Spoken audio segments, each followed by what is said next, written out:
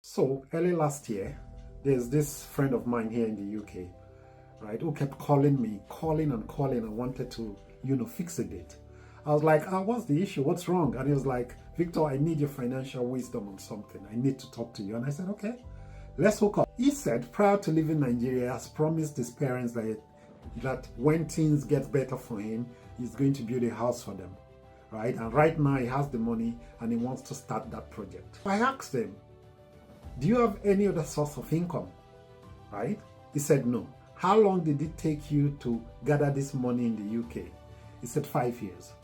I said, okay, if you don't have any source of income and it took you this long to gather this money in the UK, you are going to make the biggest financial mistake of your life. I gave him some options, right?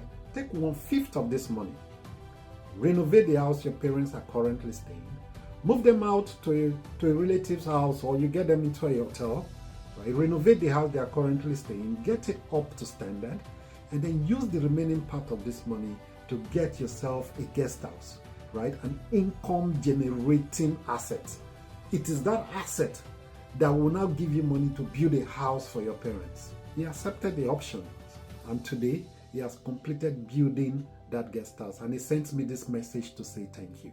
And for you out there, always think of alternate source of income. Always think of assets rather than spending your money on liabilities.